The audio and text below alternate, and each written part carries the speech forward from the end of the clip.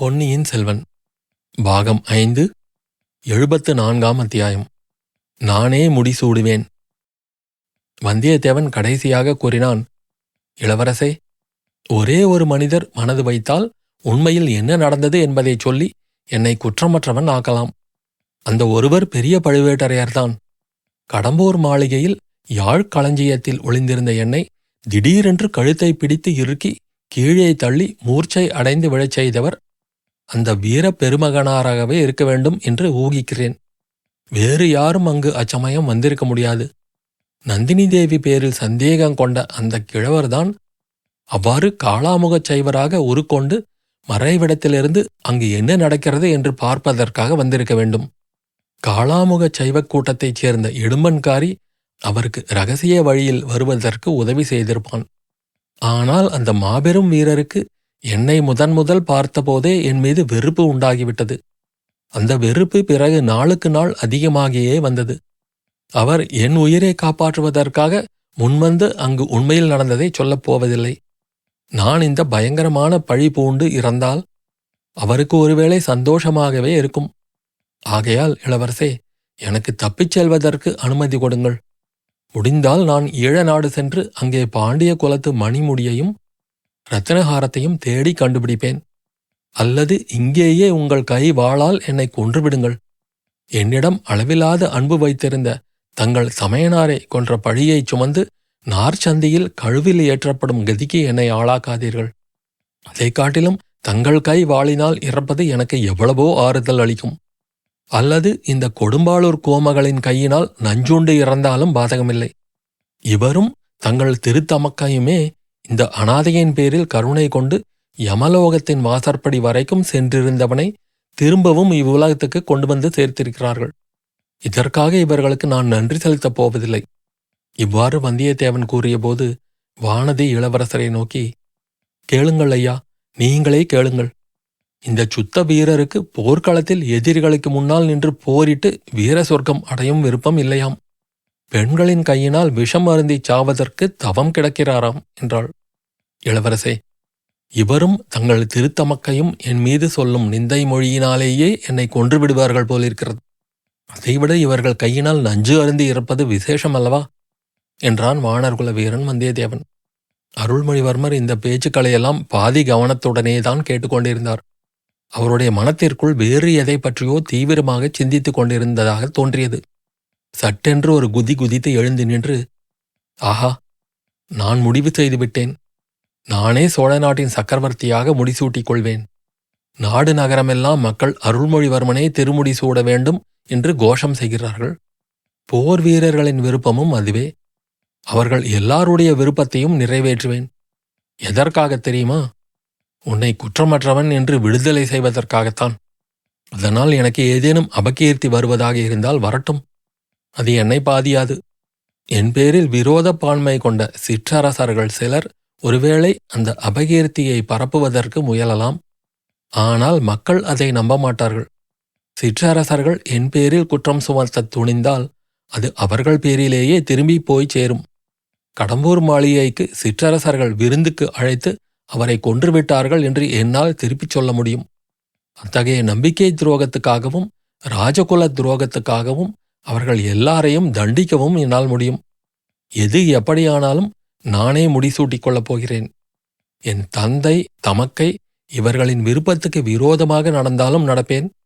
ஆனால் உனக்கு எந்தவித தீங்கும் நேருவதை என்னால் பார்த்து கொண்டு பொறுத்திருக்க முடியாது என்றார்.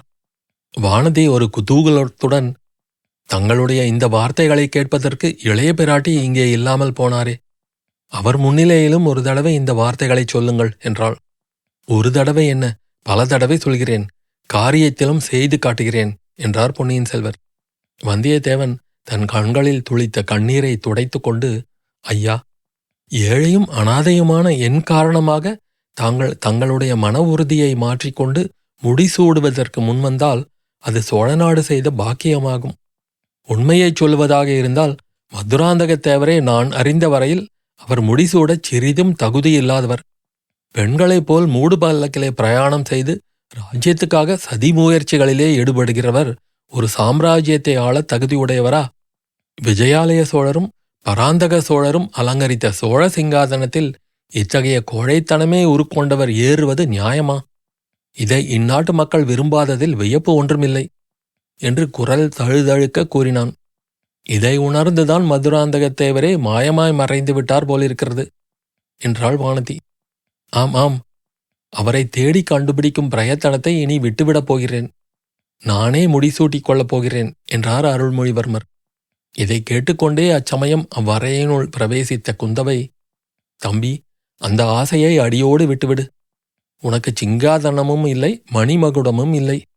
என் அருமை தோழி வானதி தஞ்சை சிங்காதனத்தில் ஏறுவதில்லை என்று சபதம் செய்திருப்பதை மறந்துவிட்டாயா? அவள் இல்லாமல் வேறொரு பெண்ணை உன் அருகில் வைத்துக்கொண்டு நீ முடிசூட்டிக் கொள்வதை நான் ஒரு நாளும் என் கண்களால் பார்த்து கொண்டிருக்க முடியாது என்றாள். அக்கா, அந்த சமயத்தில் மட்டும் தாங்கள் தங்களுடைய கண்களை மூடிக்கொண்டால் போகிறது. நான் வேண்டுமானாலும் தங்கள் கண்களை அச்சமயம் பொத்தி உதவுகிறேன் என்றாள் வானதி. பொன்னியின் செல்வர் குந்தவையை பார்த்து, சகோதரி, தங்கள் தோழியின் சபதத்துக்காக சோழ ராஜ்யம் அரசன் இல்லாமலே நடக்க முடியுமா? நம் தந்தையோ ராஜ்யபாரத்தை இறக்கி வைத்துவிட்டு காஞ்சிக்கு போக வேண்டும் என்று பிடிவாதம் பிடிக்கிறார். மதுராந்தகத்தேவரோ மாயமாக மறைந்துவிட்டார். வேறு வழிதான் என்ன? எப்படியும் நான் முடிசூட்டிக் கொள்ளாமல் தீராது போலிருக்கிறதே. ராஜ்ய உரிமை பற்றி நாடெங்கும் ஒரே கொந்தளிப்பாக இருப்பது தங்களுக்கு தெரியாததல்லவே. இந்த கொந்தளிப்பை எத்தனை காலம் விட்டு வைக்க முடியும் என்றார்.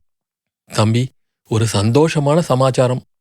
அதை தெரிவிப்பதற்குத்தான் நான் விரைந்து ஓடி வந்தேன். மறைந்திருந்த மதுராந்தகத்தேவர் வெளிப்பட்டு விட்டார். சோழகுலத்து முன்னோர்கள் செய்த தவம் வீண் போகவில்லை. ராஜ்யம் என்ன ஆகுமோ என்று நீ கவலைப்பட வேண்டியதில்லை. அவர் வேண்டாம் என்று சொன்னாலும் நாம் பிடிவாதம் பிடித்து அவருக்கு மகுடாபிஷேகம் செய்து வைக்க வேண்டும் என்றாள் இளைய பிராட்டி. அவளுடைய உற்சாகம் மற்ற மூவருக்கும் சிறிது வியப்பை அளித்தது. சில நாட்களாகவே குந்தவை பிராட்டி மதுராந்தகருக்கு முடிசூட்டுவதற்கு சாதகமாயிருந்தது உண்மைதான். ஆனால் அதில் அவர் இவ்வளவு உற்சாகம் உடையவர் என்று இதுவரையில் காட்டிக்கொள்ளவில்லை. பொன்னியின் செல்வர் அது சம்பந்தமான தம் வியப்பை அடக்கிக் கொண்டு, தேவி, அவர் எங்கே மறைந்திருந்தார்? எதற்காக? எப்படி வெளிப்பட்டார் என்று கேட்டார். நமக்கு அருகிலேயே அவர் இருந்து வந்தும் நம்மாலேதான் கண்டுகொள்ள முடியாமல் போயிற்று.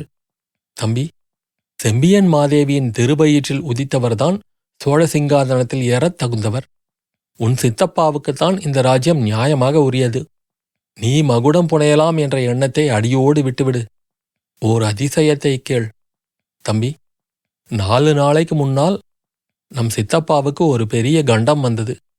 கொலைகாரன் ஒருவன் அவர் மீது குத்தீட்டியை வீசி எறிய குறிபார்த்தான். அதை அவன் எறிந்திருந்தால் மதுராந்தகத்தேவரின் உயிர் போயிருக்கும். சோழ குலத்தில் இன்னொரு அகால மரணம் ஏற்பட்டிருக்கும். அப்படி நேராமல் தடுத்த வீராதி வீரர் யார் தெரியுமா? தம் உயிரை கொடுக்கத் துணிந்து நம் சித்தப்பாவை காப்பாற்றியவர் யார் தெரியுமா என்று கூறிக்கொண்டே இளைய பிராட்டி தம் விசாலமான கண்களை வந்தியத்தேவன் பேரில் திருப்பினாள். அந்த கண்களில் ததும்பிய அன்பும் ஆர்வமும் நன்றியும் நன்மதிப்பும் ஆதரவும் அனுதாபமும் வந்தியத்தேவனது நெஞ்சின் அடிவாரம் வரையில் சென்று அவனை திக்குமுக்காடச் செய்தன. பொன்னியின் செல்வரோ வியப்புக் கடலில் ஆழ்ந்தவராக, இது என்ன அக்கா, எனக்கு புரியவில்லையே. என் தோழனும் இது பற்றி எனக்கு சொல்லவில்லையே என்றார். அவர் சொல்லியிருக்க மாட்டார். ஏனெனில் அவர் செய்த காரியத்தின் பெருமையை அவரே உணர்ந்திருக்க மாட்டார். சோழகுலம் அவருக்கு எவ்வளவு கடமைப்பட்டிருக்கிறது என்று அவருக்கே தெரியாது. அக்கா, புதிர் போடுவது போல் பேசுகிறீர்கள். எல்லாம் ஒரே மர்மமாயிருக்கிறதே. எங்களை வீண் திகைப்புக்கு உள்ளாக்காமல் விளக்கமாகச் சொன்னால் நல்லது. இந்த வானர்குல வீரர் மதுராந்தகரை எப்படி, எங்கே, எந்தவித அபாயத்திலிருந்து காப்பாற்றினார்?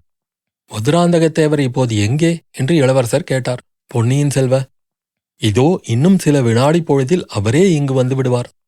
நீ இங்கே வந்திருக்கிறாய் என்பது தெரிந்து இவ்விடம் அழைத்து வரச் சொல்லியிருக்கிறேன். அவர் வாய்மொழியாகவே கேட்டுத் தெரிந்து கொள். அல்லது எல்லாவற்றையும் கண்ணால் பார்த்த பூங்குழலியிடம் கேட்டுத் தெரிந்து கொள். இதோ அவர்கள் வருகிறார்கள் போலிருக்கிறது. ஆம், அச்சமயம் அறைக்கு வெளியில் காலடி சத்தம் கேட்டது. சற்று நேரத்துக்கெல்லாம் 4 பேர் உள்ளே வந்தார்கள். முதன் மந்திரி அனிருத்தர், ஆழ்வார்க்கடியான், பூங்குழலி, சேந்தன் அமுதன் ஆகியவர்கள் வந்தார்கள். சேந்தன் அமுதன் மட்டும் வழக்கத்துக்கு மாறாக விசித்திரமாக உடை அணிந்திருந்தான். தலையில் இளவரசு கிரீடம் அணிந்து பட்டுப் பீதாம்பரமும் அரச குலத்துக்குரிய ஆபரணங்களும் புனைந்திருந்தான். அறைக்குள் வந்த கோஷ்டியினரை உள்ளே இருந்தவர்கள் சிறிது வியப்புடன் பார்த்தார்கள். சகோதரி, மதுராந்தகர் வருவார் என்றல்லவோ சொன்னீர்கள், அவரை காணோமே என்றார் அருள்மொழி. தம்பி, இதோ உன் முன்னால் இளவரசு கிரீடம் அணிந்து நிற்கிறாரே, இவர்தான் செம்பியன் மாதேவியின் திருவயிற்றில் உதித்த சிவஞான கண்டராதித்தரின் புதல்வர். இவர்தான் நமக்கெல்லாம் சித்தப்பன் முறை போன்ற சிவபக்தி செல்வர். இத்தனை காலமும் சேந்தன் அமுதன் என்ற பெயருடன் அஞ்ஞாத வாசம் செய்து வந்தார். சோழர் குலம் செய்த பாக்கியத்தினால் இன்றைக்கு வெளிப்பட்டு வந்தார். இவரைத்தான் 4 நாளைக்கு முன்னால் கொடியோன் ஒருவன் ஈட்டியினால் குத்திக் கொள்ள முயன்றான். அதை தடுத்து இந்த வானர்குல வீரர் சோழ குலத்துக்கு இணையில்லாத உதவி புரிந்தார். நமது முதன்மந்திரியின் சீடரான இந்த வீர வைஷ்ணவர் இவர் சைவர் என்பதையும் பொருட்படுத்தாமல் இவரை கோட்டைக்குள் கொண்டு வந்து சேர்த்தார். இச்சமயத்தில் திருமலை குறுக்கிட்டு, தேவி, இச்சைவருக்கு நான் எந்தவித உதவியும் செய்யவும் இல்லை, செய்ய விரும்பவும் இல்லை. வல்லத்து இளவரசரை பல்லக்கில் கொண்டு வருவது சாத்தியமாகும் பொருட்டு இவருக்கு மாறுவேடம் புனைந்து யானையில் ஏற்றி வந்தேன் என்றார். குந்தவை அதை ஆமோதித்தாள். ஆம் ஆம், திருமலை நம்பி இருவகையில் பேருதவி புரிந்திருக்கிறார். மதுராந்தகத்தேவருக்கு இளவரச கிரீடம் அணிவித்து யானை மீது ஏற்றி கொண்டு வந்தபோது உண்மையிலேயே இந்த நாட்டின் சிங்காதனத்துக்குரியவரை அழைத்து வருகிறோம் என்று தெரிந்திராது. அல்லது தெரிந்துதான் செய்தாரோ, அதை நான் அறியேன். எப்படியேனும் இருக்கட்டும். தம்பி, இத்தனை காலமும் மதுராந்தகத்தேவர் என்று நாம் எல்லோரும் எண்ணியிருந்தவர் உண்மையில் மதுராந்தகத்தேவர் அல்ல.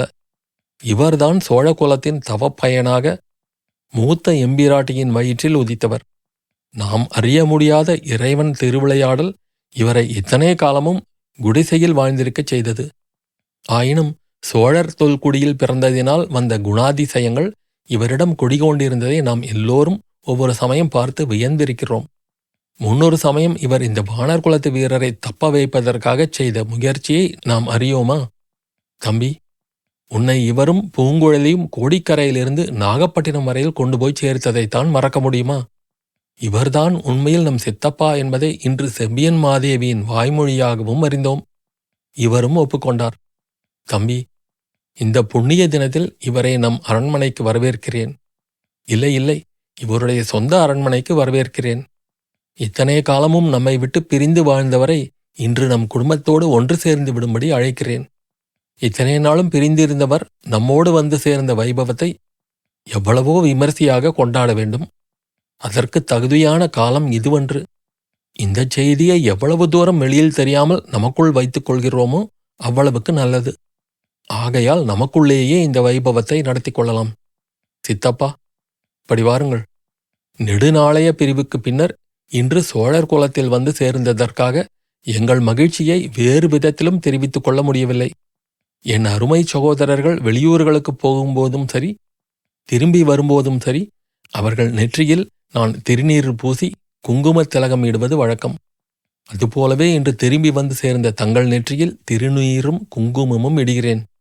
இவ்விதம் கூறிவிட்டு இளைய பிராட்டி குந்தவை தேவி சேந்தன் அமுதன் என்று இத்தனை காலமும் பெயர் வழங்கிய மதுராந்தகன் நெற்றியில் திருநீரும் குங்குமமும் இட்டாள். அப்போது முதன்மந்திரி அனிருத்தர், சோழர் குலத் தோன்றல் இளங்கோ மதுராந்தகத்தேவர் நீடூழி வாழ்க என்று ஆசி கூறினார். வாழ்க வாழ்க என்று ஆழ்வார்க்கடியான் நம்பி எதிரொலி செய்தான். குந்தவை முதலில் பேச ஆரம்பித்தபோது அருள்மொழிவர்மர் உள்ளத்தில் வியப்புத்தான் அதிகமாக இருந்தது. அதில் சிறிது சந்தேகமும் கலந்திருந்தது. இதெல்லாம் தம் திருத்தமக்கையாரின் விளையாட்டோ, ஏதேனும் ஒரு முக்கிய காரணம் பற்றி இவ்விதம் பேசுகிறாரோ என்று கூட எண்ணினார். போக போக அவருடைய ஐயம் தீர்ந்துவிட்டது. குந்தவை தேவியின் வார்த்தைகள் இதய அந்தரங்கத்திலிருந்து வந்த அன்பு உணர்ச்சி ததும்பிய வார்த்தைகள் என்பதை அறிந்தார். அவர் பெரிதும் போற்றிய தமக்கையின் உள்ளத்தில் பொங்கிய உணர்ச்சி வெள்ளம் அவரையும் ஆட்கொண்டு விட்டது. குந்தவை தேவி திலகமிட்டதும் அருள்மொழித்தேவர் சேந்தன் அமுதன் அருகில் சென்று, சித்தப்பா, முன்னமே தாங்களிடம் நான் அன்பு கொண்டிருந்தேன். தாங்கள் என் சகோதரராயிருக்கக்கூடாதா என்று எண்ணியதும் உண்டு. நமக்குள் இருக்கும் இரத்தத் தொடர்புதான் அத்தகைய உணர்ச்சியை எனக்கு அளித்தது போலும் என்று கூறி சேந்தன் அமுதனை ஆலிங்கனம் செய்து கொண்டு கண்ணீர் பெருக்கினார். வந்தியத்தேவன், ஆஹா, நான் முன்னமே கொஞ்சம் சந்தேகித்தேன். சேந்தன் அமுதன் என்கிற சிவபக்தருக்குள்ளே பரம்பரையான வீர ராஜகுலம் எங்கேயோ ஒளிந்து கொண்டிருக்கத்தான் வேண்டும் என்று எண்ணினேன். இல்லாவிட்டால் ஊரும் பேரும் இல்லாதவனாக வந்த எனக்கு அடைக்கலம் தந்து ஆதரித்து ஊரை விட்டு ஓடவும் உதவி செய்திருப்பாரோ? பேரரசர் மகனே, முன்னொரு தடவை எனக்கு செய்த உதவியை எனக்கு மறுபடியும் செய்து அருள் புரியுங்கள். தங்களுடைய மகுடாபிஷேக வைபவத்தை பார்க்க கொடுத்து வைக்கவில்லையே என்று வருத்தமாய்த்தான் இருக்கிறது. என்ன செய்யலாம்? ஒரு விஷயத்தில் எனக்கு மிக்க மகிழ்ச்சி. சேந்தன் அமுதனாருக்கு சோழ சாம்ராஜ்யம் சொந்தமாவதிலே கூட எனக்கு அவ்வளவு திருப்தி இல்லை. எனக்கு கடல் கடக்க உதவி செய்த பூங்குழலி அம்மை மகாராணி ஆகப் போவதிலேதான் எனக்கு பூரிப்பு. சமுத்திரகுமாரியின் ஆசை கனவு இவ்வளவு விரைவில் நிறைவேறப் போகிறது என்று அவரே எதிர்பார்த்திருக்க மாட்டார் என்றான். குந்தவை குறுக்கிட்டு, ஐயா, தாங்கள் இன்னும் சில நாள் இவ்வளவு அதிகமாக பேசாமல் இருந்தால் நல்லது. அப்போது உடம்பு குணப்பட்டு தப்பி ஓடுவதாயிருந்தாலும் விரைவாக ஓட முடியும் என்றாள். பின்னர், தம்பி அருள்மொழி, இத்தனை காலமும் நமது அருமை பாட்டியார் தமது திருமகனுக்கு மகுடம் சூட்டுவதை ஏன் ஆட்சேபித்தார் என்பதை இப்போது நாம் அறிந்து கொண்டோம். நமக்கு கூட பழைய மதுராந்தகர் முடிசூடுவதில் அவ்வளவு திருப்தி இல்லாமல் இருந்தது. வீர சோழ குலத்தில் பிறந்தவர்களிடம் இருக்க வேண்டிய குணாதிசயங்கள் அவரிடம் இல்லை. நமது பாட்டியார் எவ்வளவோ முயன்று பார்த்தும் சிவபக்தி அவருடைய உள்ளத்தில் ஒட்டவில்லை. வீரம் என்பது அவரிடம் மருந்துக்கு கூட இல்லை. அப்படியிருந்தும் ஒருவாறு நாம் அவருக்கே முடிசூட்டுவதற்கு மனத்தை சரிப்படுத்தி கொண்டோம். இந்த புதிய மதுராந்தகருக்கு பட்டம் கட்டுவதில் நமக்கெல்லாம் திருப்தி என்பது மட்டுமில்லை, குதூகலமும் பூரிப்பும் அடைகிறோம். உன்னையும் வல்லத்து இளவரசரையும் நடுக்கடலில் மூழ்காமல் கரையேற்றி காப்பாற்றிய பூங்குழலி சிங்காதனம் ஏறுவதை பார்க்கவும் எனக்கு ஆசையாக இருக்கிறது. அதற்கு வேண்டிய ஏற்பாடுகளை நம் முதன்மந்திரி உடனே செய்ய வேண்டும் என்றாள். தேவி, பெரிய பழுவேட்டரையர் மனசு வைத்து கடம்பூர் மாளிகையிலே என்ன நடந்தது என்பதை சொல்ல வேண்டும். பழைய மதுராந்தகத்தேவர் என்ன ஆனார் என்பது தெரிய வேண்டும். இந்த 2 காரியமும் ஆவதற்கு முன்னால் மகுடாபிஷேகத்துக்கு நாள் வைப்பது எப்படி என்றார் அனிருத்தர்.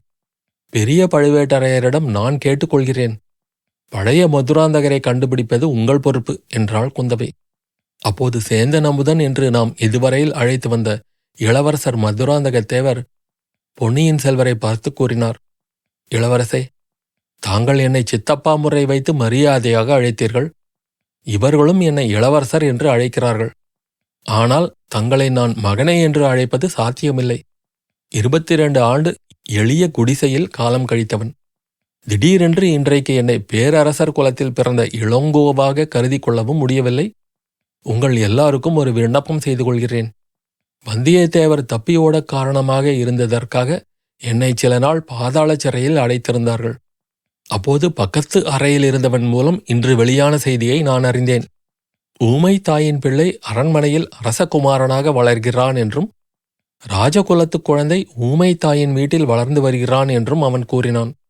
அப்போதே எனக்கு உண்மை தெரிந்துவிட்டது. உலகம் போற்றும் செம்பியன் மாதேவி என்னிடம் காட்டிய அன்பின் காரணத்தை ஊகித்து அறிந்து கொண்டேன். அவர் என்றாவது ஒரு நாள் என்னை மகனே என்று அழைக்க வேண்டும் என்று ஆசைப்பட்டேன். அந்த ஆசை இன்று நிறைவேறிவிட்டது. இதற்கு மேல் நான் ஒன்றும் விரும்பவில்லை.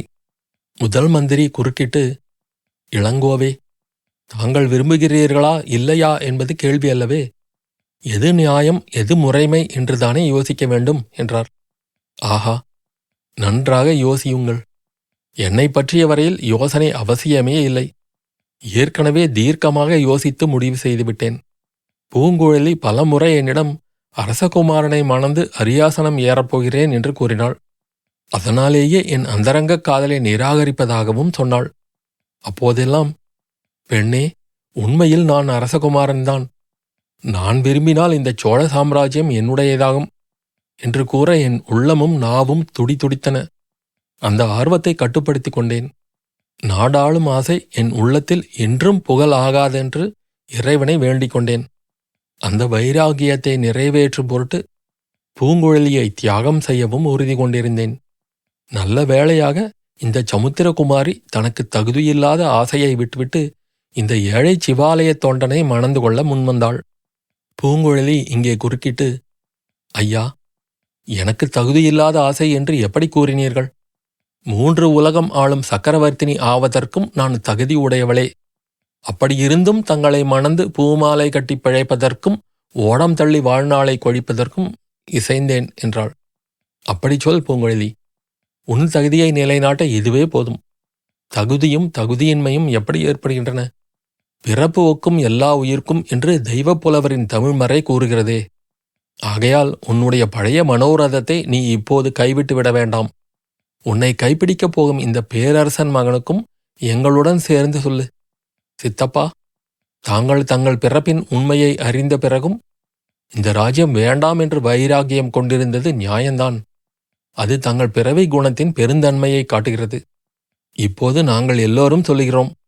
சக்கரவர்த்தி சொல்லுகிறார், முதன் மந்திரி சொல்லுகிறார், நானும் என் சகோதரனும் சொல்லுகிறோம். என் தோழி வானதி சொல்லுவதுடன் அவளுடைய பெரிய தகப்பனாருடைய மனத்தையும் மாற்றிவிடுவதற்கு ஒப்புக்கொள்கிறாள். இப்போது ஏன் தாங்கள் மறுக்க வேண்டும் என்றாள் இளைய பிராட்டி குந்தவை தேவி. தேவி, நீங்கள் எல்லோரும் சொல்லுகிறீர்கள். ஆனால் இந்த ராஜ்யத்தில் குடிமக்கள் என்ன சொல்லுகிறார்கள்? அது உங்களுக்கு ஒருவேளை தெரிந்திராது. நாட்டு மக்களோடு பழகியுள்ள எனக்கு நன்றாக தெரியும். இந்த தஞ்சையிலும் பழையாறையிலும் குடந்தையிலும் குடிக்கரையிலும் நாகைப்பட்டினத்திலும் ஜனங்களின் விருப்பம் என்ன என்று எனக்கு நன்றாய் தெரியும். பாண்டிய நாட்டிலும் பல்லவ நாட்டிலும் கொங்கு நாட்டிலும் ஈழ நாட்டிலும் உள்ள மக்களின் விருப்பத்தையும் நான் கேள்வியினால் அறிந்திருக்கிறேன். அருள்மொழிவர்மரே திருமுடி சூட வேண்டும் என்பதுதான் ஏகோபித்த மக்களின் வாக்கு. இவ்வளவு பெரிய பிரளய வெள்ளத்தை எதிர்த்து என்னால் நீந்த முடியுமா? நான் ஆசைப்பட்டாலும் இந்த பெரிய சோழ சாம்ராஜ்யத்தை என்னால் ஆள முடியுமா? கடவுளே, நீங்கள் எல்லோரும் பழைய மதுராந்தகர் என்று சொல்கிறவர் மீது ஜனங்கள் எவ்வளவு வெறுப்பை கொண்டிருந்தார்கள் என்பதை நான் அறிவேன். அந்த வெறுப்புக்கெல்லாம் என்னை உரிமையாளனாக்கிவிட பார்க்கிறீர்களா? வேண்டாம், வேண்டாம். அவ்வளவு பெரிய தீங்கை எனக்கு செய்ய வேண்டாம். நான் உங்களில் யாருக்கும் எந்தவித தீங்கும் செய்யவில்லையே. மற்றவர்களில் யாரும் இதற்கு மறுமொழி சொல்வதற்குள் பொன்னியின் செல்வர் கம்பீரமாக தலை நிமிர்ந்து நின்று, இந்த பேச்சு இத்துடன் நிற்கட்டும். நீங்கள் இந்த அறைக்குள் வரும் சமயத்தில் நான் சோழ ராஜ்யத்துக்கு முடிசூட்டிக் கொள்ளப் போகிறேன் என்று வந்தியத்தேவனிடம் சொல்லிக் கொண்டிருந்தேன். அதை நிறைவேற்றியே தீர்வேன். முதிய எம்பிராட்டியின் திருவயிற்றில் உதித்த இந்த உத்தமத் தோழரின் கருத்தையும் அறிந்து கொண்டேன். ராஜ்ய உரிமை பற்றி இனி பேச்சு எதுவும் வேண்டாம் என்றார். அத்தியாயம் முடிவு.